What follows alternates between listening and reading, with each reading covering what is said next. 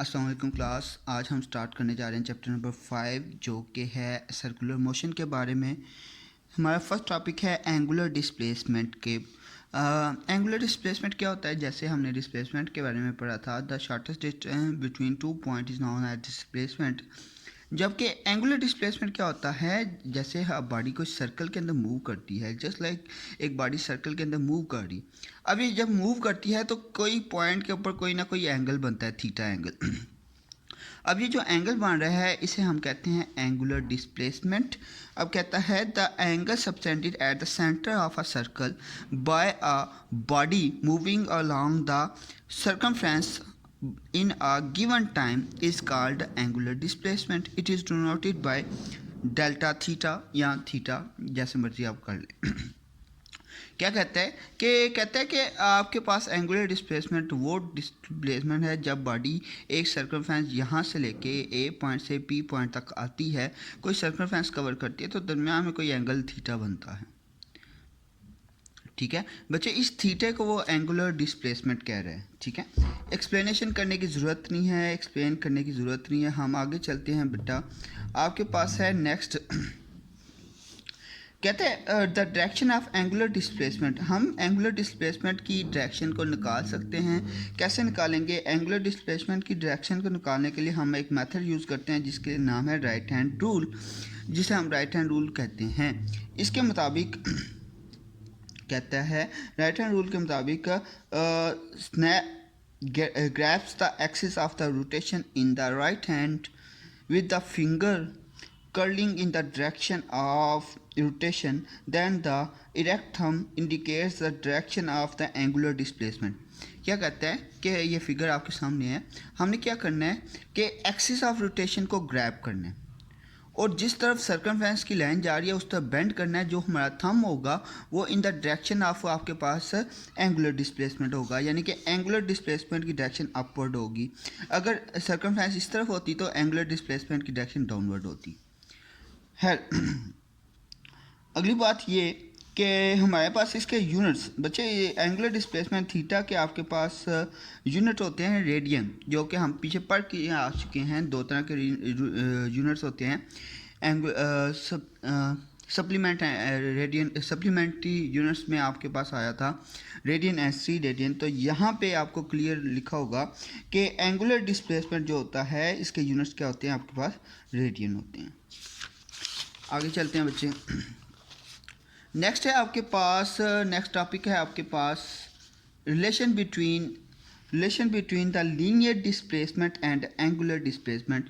ये relation important है इसलिए मैं आपको करवा रहा हूँ। इस रिलेशन का मकसद क्या है कि हम एक लीनियर बॉडी को हम एंगुलर के अंदर कैसे कन्वर्ट करते हैं। देखें बच्चे, हमने ये फार्मूला पहले भी पढ़ा हुआ है तो इसलिए ये मुश्किल नहीं है। देखिए बॉडी क्या कर रही है, पी से पी प्राइम की तरफ जा रही है एक सर्कल के अंदर। ठीक है, एक सर्कल के अंदर पी से पी प्राइम के तरफ जा रही है, तो ये कोई सर्कमफ्रेंस कवर कर रही है, डेट इज एस, और ओरिजिन के साथ आपके पास एंगल बनेगा थीटा। तो थीटा किसके इक्वल होता है ये आपने याद रखना है। Theta is equal to length of arc divided by radius of a circle, यानी कि हमारे पास जो आर्क लेंथ बन रही है डेट इज एस, और जो रेडियस है, रेडियस कैसे निकालते हैं बच्चे, ओ से लेके पी तक आपके पास आर है, इसी तरह यहाँ पे ओ से लेके पी प्राइम तक ये भी आपके पास आर होता है। तो रेडियस ऑफ सर्कल कैसे निकालते हैं, ओ से लेके पी तक, यानी कि सेंट्रल पॉइंट से लेके सर्कल का किसी भी पॉइंट का जो डिस्टेंस होता है उसे हम रेडियस कहते हैं। ये हमने किया हुआ है। ये हमने रेडियन के लिए भी यही फिगर बनाई थी, और रेडियन के लिए हमने यहाँ पे एस की जगह पे आर कहा था कि जो सर्कमफ्रेंस है वो आर के इक्वल आ जाएगी है। Theta is equal to length of arc divided by radius of a circle. तो theta is equal to S divided by r, r इधर डिवाइड हो रहा है इस तो जाकर मल्टीप्लाई हो जाएगा, S is equal to are theta. ये रिलेशन बहुत इंपॉर्टेंट है, ये बच्चे आपने लाजमी करना है। नेक्स्ट चलते हैं बच्चे, relation between radian and degree. बच्चे ये टॉपिक भी एक तरह का इम्पॉर्टेंट ही है, क्योंकि ये आपको दो चीज़ों के दरमियान रिलेशन बता रहा है।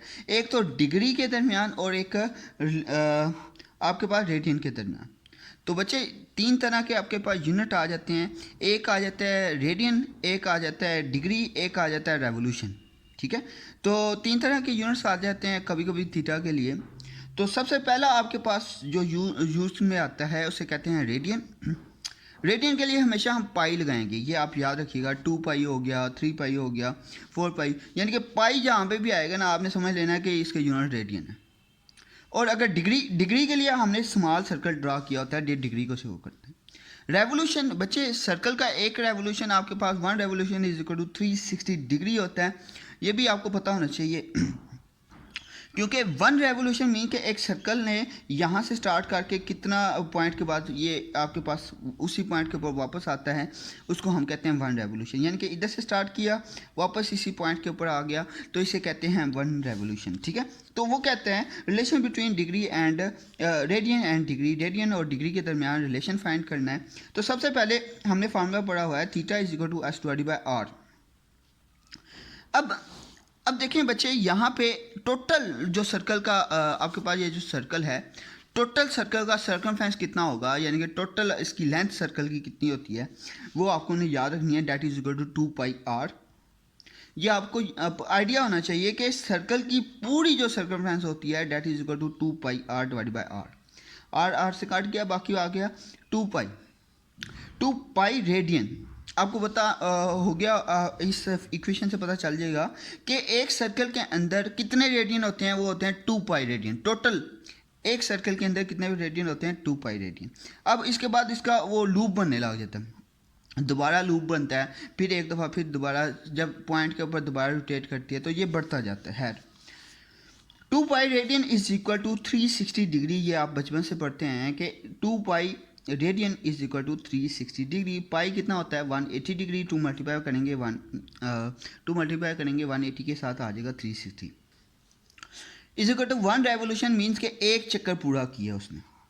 सो हमने क्या करना था, रेडियन और डिग्री के दरमियान रिलेशन निकालना था। मैं कह सकता हूँ कि 1 रेड यानी कि 2 पाई इधर मल्टीप्लाई हो रहा है, इस तरफ आके डिवाइड हो जाएगा। 1 rad is equal to 360 divide by 2 pi. 2 pi से ये पाई की वैल्यू पुट कर देंगे 3.14, तो आपके पास 1 radian is equal to 57.3 degree आ गया। बच्चे ये शॉर्ट क्वेश्चन बहुत इंपॉर्टेंट है, ये सब ने करना है, ठीक है। नेक्स्ट है बच्चे एंगुलर वेलोसिटी। एंगुलर वेलोसिटी क्या है? Angular velocity the rate of change of angular displacement, यानी कि एंगुलर डिस्प्लेसमेंट के अंदर जो चेंजेस आता है या आती है उसको हम क्या कहते हैं, एंगुलर वेलोसिटी। यानी कि जब भी एंगुलर डिस्प्लेसमेंट थीटा की वैल्यू में चेंज आएगा टाइम के लिहाज से, ठीक है, टाइम के लिहाज से चेंज आएगा, उसको हम क्या कहेंगे, एंगुलर वेलोसिटी। इसके लिए हम थीटा लिखते हैं omega is equal to delta theta divided by delta T. Delta theta आपके पास है एंगुलर डिस्प्लेसमेंट और डेल्टा टी आपके पास क्या है, टाइम। नेक्स्ट बच्चे चीज़ जो है वो मेन चीज़ है वो ये कि इंस्टेंटेनियस, ये डेफिनेशन लग आ सकती है बच्चे आपके पास। इंस्टेंटेनियस एंगुलर वेलोसिटी ये लिखा हुआ है, instantaneous angular velocity. The instantaneous angular velocity can be defined in the limit value of delta theta divided by delta t as the time interval delta t following the time approaches to zero। अब मैंने कुछ बच्चों को ना velocity के बारे में बताया था कि इंस्टेंटेनियस वेलोसिटी भी होती है, उसके बाद इंस्टेंटेनियस एक्सेलरेशन भी होता है। तो इंस्टेंटेनियस में हम क्या करते हैं, सिंपली हम लिखते हैं, ये देखें omega shows that the angular velocity, तो ओमेगा इंस्टेंटेनियस INS लिखा हुआ है छोटा सा इसने, is equal to limit delta T approaches to zero. हमने हमेशा लिखना है साथ इंस्टेंटेनियस की जब भी जिक्र आएगा हम साथ लिमिट लगाएंगे, limit delta T approaches to zero delta T divided by delta T, delta theta is equal to delta theta divided by delta T. बच्चे ये सेम है वो एंगुलर वेलोसिटी इंस्टेंटेनियस वेलोसिटी के, जो कि हमने पीछे पढ़ी है। आपका टॉपिक भी स्किप था, लेकिन शॉर्ट सिलेबस में ये टॉपिक नहीं था, लेकिन फिर भी हमने देखा कि जब इंस्टेंटेनियस एंगुलर वेलोसिटी की बात करते हैं वहाँ पे आ जाता है omega is equal to limit delta T approaches to zero delta theta divided by delta t. Next है आपके पास इसकी डायरेक्शन कैसे निकालते हैं। The angular velocity is a vector quantity, इस direction is along the axis of rotation.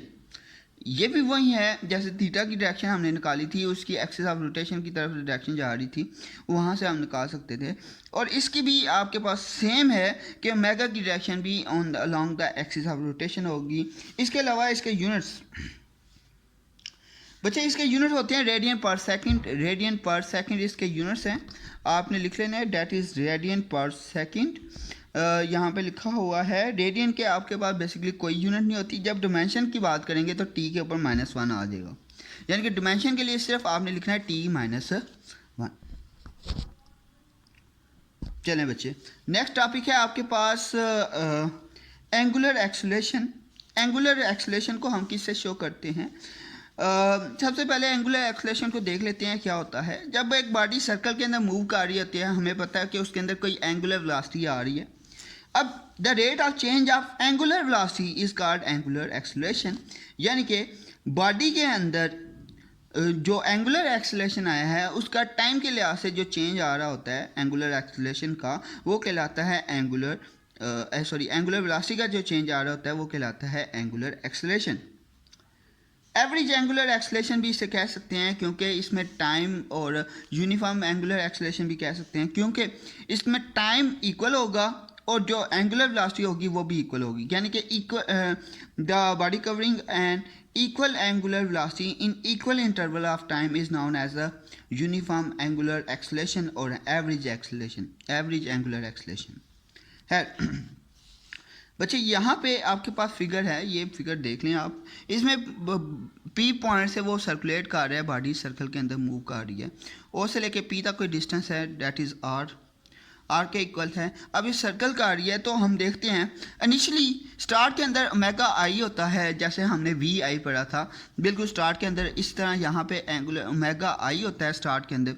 जब किसी पॉइंट पे पहुँचता है यहाँ पे ओमेगा एफ होती है। वही चीज़ जो हम पढ़ के आए हैं वेलोसिटी के लिए, ये आपके पास जो एंगुलर वेलोसिटी होती है वो भी सेम होती है। यहाँ पे ओमेगा आई हो जाता है, वहाँ पे वी आई था, ठीक है। तो यहाँ पे आ जाएगा ए या अल्फ़ा कहते हैं इसे, ठीक है। अल्फ़ा ये शो करता है एंगुलर एक्सेलरेशन को। Alpha is equal to omega F minus omega I. हमने पीछे पढ़ा था V F minus V I. तो ये वही चीज़ है, यहाँ पे सिर्फ नाम चेंज कर दिया गया है, ओमेगा लिख दिया गया है। Omega shows that the angular velocity, omega F minus omega I T F minus T I, यानी कि फाइनल के ऊपर जो टाइम होगा माइनस इनिशियल टाइम। या डायरेक्ट हम लिख सकते हैं अल्फ़ा ए वी, यानी कि average velocity is equal to delta omega divided by delta T. Instantaneous के अंदर क्या करते हैं बच्चे, हम इंस्टेंटेनियस के अंदर हम सिंपली क्या करते हैं, लिमिट लगा देते हैं, जो कि हमने पढ़ी थी। A alpha instantaneous is equal to limit delta T approaches to zero delta omega by delta t. उसे ओमेगा पढ़ना है, डब्ल्यू नहीं पढ़ना। मेरे से भी अक्सर कभी गलती हो जाती है। डायरेक्शन इसी की भी डायरेक्शन अलोंग द आपके पास जो एंगुलर वेलोसिटी है उसी की डायरेक्शन में होगी।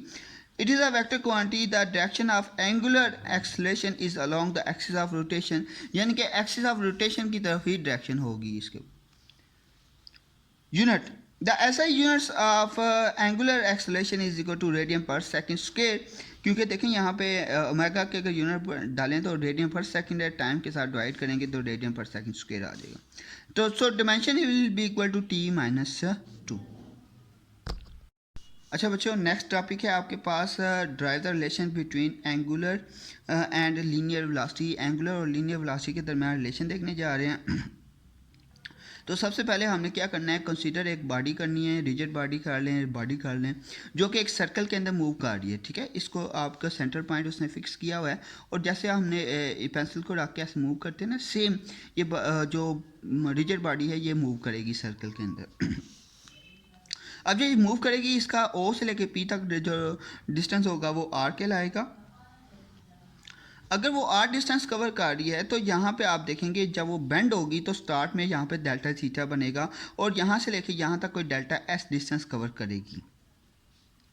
सो delta S is equal to R delta theta, जो कि हम पीछे पढ़ के आए हैं, S is equal to are theta. यहाँ पे डेल्टा क्यों लगाया, delta shows that small change को शो करवा रहे हैं। Delta S is equal to R delta theta है। क्या करना है, दोनों इक्वेशन को हमने डेल्टा टी के साथ डिवाइड कर देना है। यहाँ पे भी और इस तरफ भी आपने डेल्टा टी के साथ डिवाइड कर देना है। Delta S divide by delta T is equal to R delta theta divide by delta T. अब बच्चे दोनों साइड पे हमने लिमिट अप्लाई करनी है। Limit delta T approaches to zero, यहाँ पे भी limit delta T approaches to zero, यहाँ पे भी delta T approaches to zero.